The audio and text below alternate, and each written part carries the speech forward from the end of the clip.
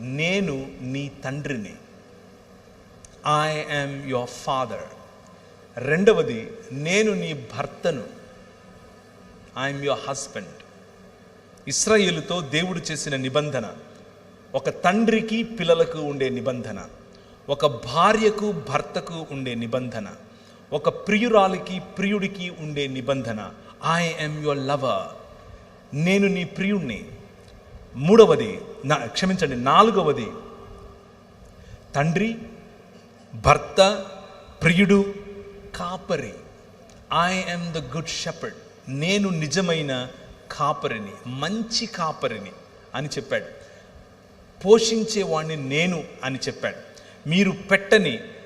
మీరు నాటని ద్రాక్ష తోటలలో తింటారు, మీరు కట్టని కోటలలో మిమ్మల్ని పడుకునేలా చేస్తాను.